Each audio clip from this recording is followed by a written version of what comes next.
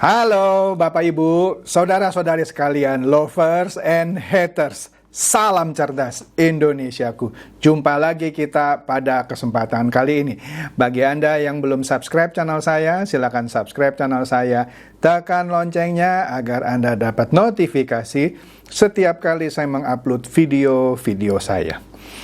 Oke, seperti yang Anda bisa lihat, kembali saya memakai baju bernuansa merah. Artinya ini adalah sebuah berita hot. Ya, apa itu berita hotnya? Oke, seperti yang kita ketahui, dunia kripto memasuki musim dingin. Istilahnya winter is coming. Jadi, kalau di luar sana, kalau winter itu suatu musim yang paling ya bisa ditakuti, bisa dibenci gitu. Karena dingin gitu ya. Bangun pagi-pagi kalau mau mandi, kalau nggak ada air panas, aduh, kira-kira gitu ya. Terus kalau keluar jalan, kalau nggak punya mobil, harus naik kendaraan umum, selain harus pakai jaket yang tebal, terpaan angin yang dingin, aduh, menusuk kulit dan nembus ke tulang gitu ya. Maka paling nggak disukai itu yang namanya winter atau musim dingin. Yang orang suka biasanya musim panas. Ya kalau musim gugur masih oke, musim semi masih oke. Tapi kalau sudah winter, aduh. Nah, demikian juga di dunia kripto. Sekarang katanya sedang masuk musim dingin, winter. Kenapa? Harganya hancur semua ya. Bitcoin sempat rally tipis-tipis, sempat nyentuh sebentar 25.000 US dollar. Anjlok lagi 2 hari yang lalu ke 21 ribuan. Oke? Nah, inilah yang dinamakan musim dinginnya kripto. Nah, ternyata selain diperparah oleh musim dingin kripto, juga dunia kripto diperparah oleh tanda kutip kiamatnya sejumlah exchanger kripto dunia malah. Iya, kiamat ya. Bangkrutlah, inilah. Nah, kita lihatlah nanti ya. Oke, kita lihat saja di sini ya suatu berita dari Koinvestasi, berita mengenai seseorang yang kehilangan 200.000 dolar saat investasi kripto. Ya, Anda kali saja 200.000 kali 15.000, ya berapa miliar itu? Ya. Oke. Nah, di sini katanya ini pria itu dari Amerika, Houston, Texas ya. Jeff McCollum ya. Dia bilang dia memiliki ratusan ribu dolar dalam cryptocurrency yang tidak dapat diakses kembali. Astaga. Dia sudah taruh uangnya di salah satu crypto exchange ya. Tapi sekarang nggak bisa diakses. Hilang. Apa dia bilang? Saya merasa seperti kehilangan segalanya ya. Nah, katanya McCollum ini memiliki aset lebih dari 420.000 dolar dalam cryptocurrency yang tersedia di akunnya di sebuah perusahaan investasi online. Ya, nggak dijelaskan lah namanya di sini. Katanya dia mulai curiga jika perusahaan tersebut adalah perusahaan bodong. Nah, ini berbicara mengenai perusahaan investasi online, bisa crypto exchange atau apalah ya. Nggak disebut sebabnya namanya ya. Bodong, ya. Kenapa? Dia narik 2.000 dolar saja, nggak bisa, ya. Disebut bahwa tidak bisa ditarik. Maaf, akun Anda saat ini tidak tersedia untuk penarikan dana. Cuma 2.000 dolar saja nggak bisa ditarik. Nah, katanya ia mendapatkan referensi atau rekomendasi perusahaan investasi kripto itu yang dia tidak sebut namanya dari seorang teman yang katanya juga penasehat keuangan. Biasalah itu ya, kalau orang nawarin sesuatu. Makanya saya agak malas kalau ditanya perusahaan ini, baik itu asuransi, ini exchanger atau bank lah. Yang mana yang Anda rekomendasikan? Saya malas gitu jawab. Kalau saya jawab ini, lain kali kalau perusahaannya kenapa-napa lah, kata Pak Chandra, dulu perusahaan ini atau bank ini atau asuransi ini bagus, tapi sekarang kok begini, atau exchanger ini bagus, sekarang kok begini. Nah ini kan nggak enak gitu ya. Nah, kalau itu masih mending. Tapi kalau orang mereferensikan sebuah perusahaan hanya untuk mendapatkan komisi, waduh ini si bebek culas gitu, membohongi si bebek dungu ya. Nah, di sini padahal katanya sebelum dia berinvestasi, mereka sudah melakukannya, menurut cerita di sini ya, sudah due diligence lah, atau dia melakukan research gitu ya. Tapi masalahnya dia tergiur karena perusahaan investasi kripto ini menjanjikan keuntungan yang besar ya. Investasi pertamanya menghasilkan uang. Ya, biasalah ya kalau tipu-tipu gitu, investasi pertama, kedua ya dapat uang, tapi berikutnya dia di sini katanya ketika dia coba narik uangnya, diminta harus bayar pajak penghasilan pribadi. Biasa ada juga perusahaan kalau mau narik, top up dulu baru boleh narik. Ya, orang lagi mau narik duit disuruh top up. Kalau ini alasannya disuruh bayar pajak penghasilan dulu. Ya. Nah, ya gitulah. Di situ dia melihat ada profit setiap hari, tapi ketika dia perlu uang, nah akhirnya dia harus pinjam uang dari uang pensiun ibunya. Ini kan lucu ya. Nah, akhirnya dia menghubungi KPRC 2, yang saya nggak tahu ini ya, KPRC 2 yang mencoba menghubungi operator situs web itu, tapi belum mendapatkan tanggapan. Ya, dia juga minta bantuan temennya yang merekomendasikan gitu ya. Oke, jadi dengan kata lain, hati-hati, jangan mudah tergiur ya. Nah, ini masih berbicara mengenai mungkin penipuan lah ya. Tapi yang terjadi belakangan ini adalah, saya bisa bilang, mulai masuk kiamat exchanger atau perusahaan-perusahaan investasi kripto. Kalau tadi sebut aja bodong lah ya. Ini perusahaan exchanger kripto atau investasi kripto apapun gitu ya, yang sebenarnya punya nama tapi kolaps, kiamat lah gitu ya. Bagi para investor yang taruh uang di sana itu jadi kiamat ya. Nah, di sini di website Outlook ya mendiskusikan jika ada crypto exchange yang menahan penarikan maupun penyetoran, apa artinya ya bagi para investor ya? Apa alasannya ya?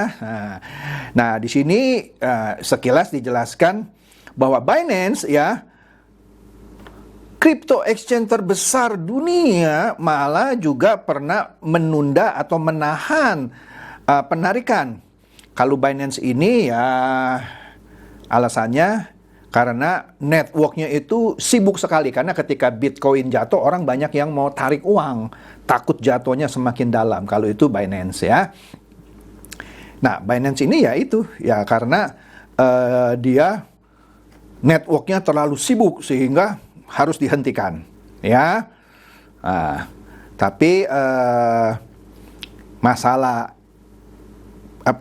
penundaan atau penahanan lah sebut saja, withdrawal itu juga terjadi pada waktu itu terhadap Celsius Network, perusahaan yang meminjamkan kripto ya. Dia mengumumkan bahwa menghentikan sementara penarikan maupun transfer antar account karena kondisi market yang ekstrim ya. Nah, dikatakan di sini bahwa bisa saja seperti Binance, penundaan atau temporary lah gitu ya, penarikan ya karena networknya sibuk, oke. Karena sampai sekarang Binance masih beroperasi bagus. Atau mungkin saat itu sekilas dia pernah mengalami kesulitan keuangan, tapi nggak jelas ya, Binance bilang cuman karena masalah network. Tapi kalau Celsius ini jelas karena mereka kekurangan likuiditas ya. Dia tidak punya likuiditas sehingga orang kalau mau narik atau apa gitu ya, tidak bisa dilayani ya. Nah, oleh karena itu, di sini dikatakan bahwa dijelaskanlah apa yang harus atau seharusnya dilakukan oleh investor ya. Kalau ada terjadi hal seperti ini, bisa saja kemungkinan ya exchanger itu bangkrut Waduh, kalau itu sampai bangkrut, aduh, udah hilang, ya. Kalau kita di Indonesia bangkrut, ada lembaga penjamin simpanan. Kalau di Amerika ada lagi lah, namanya lain lagi gitu ya. Di India lain lagi, di China lain. Tapi kalau di Indonesia lembaga penjamin simpanan. Tapi kalau exchanger kripto nggak ada yang jamin, ya. Widih, iya.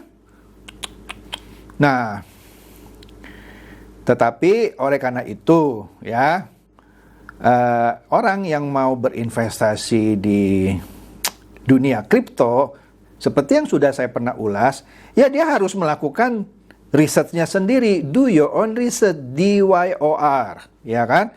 Selain misalnya menentukan kripto apa yang dia mau beli, dia mau simpan, juga dia harus melakukan riset terhadap perusahaan atau exchanger kripto yang dia pilih, ya. Aduh, apalagi ini dalam keadaan musim dingin, ya. Nah, kira-kira gitu. Nah, di sini, waduh, karena kejadian hal-hal seperti ini, ya, kekurangan likuiditas dari para exchanger dan lain-lain, dikatakan di sini, kecuali perusahaan itu menemukan investor atau orang yang mau tanam modal, supaya dia tidak bangkrut, maka investor-investor yang taruh uang kripto di exchanger itu nggak bisa lakukan apa-apa lagi, ya. Aduh, waduh, ini kalau saya bacanya juga ngeri ini beritanya, ya. Nah, kemudian dikatakan lagi bahwa ini bukan dikatakan lagi, ini menegaskan lagi CNN Business, ya, bahwa perusahaan-perusahaan yang memegang kripto Anda itu, entah itu crypto exchange, entah itu crypto lending company, perusahaan yang memberikan peminjaman kripto gitu ya, tidak diasuransi seperti bank. Yang seperti saya bilang, kalau bank Anda taruh uang, ya kalau di Indonesia kalau saya tidak salah maksimum limitnya 2M ya, nggak tahu kalau berubah. Jadi kalau Anda ada tabungan atau deposito maksimum 2M, banknya bangkrut, dijamin uang Anda oleh lembaga penjamin simpanan. Tetapi kalau crypto exchange atau perusahaan-perusahaan kripto yang memberikan pinjaman kripto tidak terasuransi. Wih, gawat ini, ya. Jadi selain crypto winter, nah ini juga ada risiko perusahaan kriptonya, exchanger atau perusahaan yang memberikan pinjaman kripto. Di situ juga Anda harus melakukan riset, ya. Jadi selain harganya sedang hancur, ya, juga perusahaan-perusahaan yang memegang aset kripto Anda, kalau sampai dia menyatakan bangkrut, ya sudah, goodbye, ya, goodbye. Kalau di bank tadi, kalau di Indonesia ada lembaga penjamin simpanan LPS, sedangkan kalau di exchanger nggak ada LPS, oke? Nah, ini contohnya beberapa exchanger yang bermasalah, ya, bermasalah sebentar sampai ada yang bermasalah sampai bangkrut. Contoh, ketika Bitcoin merosot di bawah sampai 21.000, Binance stop penarikan selama 3 jam. Kenapa? Ya tadi, karena network yang mengakses Binance ini banyak sekali orang yang mau lepas Bitcoin, sehingga harus dihentikan selama 3 jam, ya kan? Nah, kemudian juga exchanger CoinFlex juga mengalami hal yang sama. Cuman saya belum cek lagi apakah CoinFlex ini sudah normal atau ikut-ikutan bangkrut. Saya nggak perhatikan CoinFlex. Nah, Celsius juga pernah menghentikan penarikan dana, ya, ketika Bitcoin harganya terjungkal. Nah, kalau ini beda kisahnya dengan Binance. Binance kan dia pulih lagi. Celsius bangkrut. Bangkrut, benar-benar bangkrut. Dia mengumumkan telah mengajukan permohonan kebangkrutan, ya. Kemudian siapa lagi yang bangkrut? Babel Finance yang berpusat di Hong Kong, ya. Dia selain mensuspend atau menahan penarikan, akhirnya dia juga bangkrut, ya. Nah, Karena masalah di Celsius dan juga di Babel Finance, akhirnya ada exchanger SIPMEX. SIPMEX ini dunia juga ya, di Indonesia juga ada SIPMEX Indonesia. Juga ikut-ikutan stop penarikan dana karena bangkrutnya bandar kripto Celsius. Jadi kalau ada satu bandar besar bangkrut, nah ada nggak nih perusahaan kripto yang tergantung sama bandar ini? Ternyata SIPMEX tergantung sama Celsius. Kena dia, ya. Karena ya itu saling terkait dia ternyata dengan Celsius, ya. Nah, untuk itu ya, selain dengan Celsius dia juga kena di Babel karena dia juga terkait sama Babel Finance. Makanya dia sempat menyetop penarikan dana. Juga masalah kekurangan likuiditas. Nah, oleh karena itu, para investor SIPMEX menekan CEO-nya SIPMEX ini yang namanya Markus Lim untuk resign. Berhenti lo, nggak becus kerja. Kira-kira begitu. Jadi Markus Lim, CEO dari SIPMEX, sekarang dibawa tekanan untuk resign. Kasihan juga nih, ya. Kemudian siapa lagi? 3AC, Arrow Capital, ya. Hilang, missing, founder-foundernya menghilang. Ketika para investor mencoba mengambil aset-aset kripto, dia menghilang. Ya, siapa ini? Lawyernya bilang keberadaan dari si founder-foundernya ini, Suzu dan Kyle Davis, tidak diketahui, unknown. Gile, ya, menghilang. Waduh, udah bangkrut, foundernya menghilang. Mau dituntut, dicari nggak ketemu. Ternyata ada juga ya, apa ya, perusahaan yang kripto ini yang di luar negeri memakai jurus founder-founder perusahaan investasi abal-abal Indonesia kalau sudah bangkrut kabur. Astaga. Kemudian siapa lagi yang bangkrut? Voyager, ya, peminjaman kripto, ya, yang namanya Voyager Digital bangkrut sehingga dia harus menjual platform Coinify, ya, cuma seharga $2 juta, padahal dulunya di Agustus tahun lalu dia beli dengan harga $15 juta, akhirnya cuma dijual $2 juta karena kekurangan uang, bangkrut pula, ya. Nah, di sini kalau kita lihat dari cerita-cerita ini, inilah perlunya Anda sebagai, ya, kalau Anda tetap mau berinvestasi di kripto, ya kan? Ya, kalau saya, sorry aja ya, kalau Anda masih ada yang nggak suka sama saya, mata uang angin, nggak ada barangnya. Tapi dipercaya harganya sekian puluh juta atau sekian ratus juta. Harganya mau naik mau turun itu spekulasi. Makanya kalau Anda pernah nonton saya punya konten, Warren Buffett bilang apa? Kripto itu hanyalah sekotak racun tikus. Ya, jadi Warren Buffett hanya mau berinvestasi misalnya di saham. Oh, orang bilang, alah, kakek tua kuno itu Warren Buffett. Enggak, pintar dia. Dia berinvestasi di perusahaan yang memang saham bisa naik, bisa turun juga. Tapi nggak mungkin anjlok sampai seanjlok-anjloknya kalau perusahaan itu bagus. Lah Bitcoin yang orang bilang bagus dari 68.000 bisa anjlok sampai 20 ribuan. Gitu ya. Dan Bitcoin bisa menghasilkan apa? Nggak bisa menghasilkan apa-apa. Anda cuma mengharapkan capital gain. Sedangkan kalau saham, selain Anda bisa mengharapkan capital gain, kenaikan harga saham maksudnya, Anda juga bisa mengharapkan dividen. Selain itu, uang yang Anda investasikan di sebuah perusahaan bisa menghasilkan produk. Produknya bisa dikonsumsi oleh banyak orang, bisa mempekerjakan banyak orang. Jadi, waduh, kalau Anda ngerti filosofi investasi Warren Buffett, bahwa dia investasi hanya mau di perusahaan, karena dia berinvestasi di perusahaan di mana perusahaan itu mempekerjakan orang banyak, menciptakan lapangan kerja, menghasilkan produk yang digunakan atau dikonsumsi oleh orang lain. Saham itu juga bisa naik, bisa mengharapkan capital gain, juga bisa memberikan dividen. Kalau Anda beli Bitcoin menghasilkan apa? Cuman spekulasi. Ya terserah sih kalau Anda masih mau bilang saya itu nggak suka kripto. Memang saya nggak suka kripto. Saya nggak investasi di kripto. Ya yang penting cuan Pak, ya itu urusan Anda. Jadi kalau Anda investasi di kripto itu Anda hanya mengharapkan capital gain. Ya, itu pun hanya berdasarkan spekulasi. Oh ada technical analysis, mana? Kalau ada yang bilang ada technical analysis, ada ini fundamental analysis, lah kok ketika jatuh tiba-tiba nggak ada yang sadar. Jangan ngomong lagi lah technical analysis, fundamental analysis ya. Oke deh, gitu aja ya. Jadi saran saya kalau Anda tetap mau main di kripto di musim dingin ini, selain Anda harus melakukan research yang yang benar-benar terhadap kripto apa yang Anda mau investasi, Anda juga harus riset perusahaan exchangernya.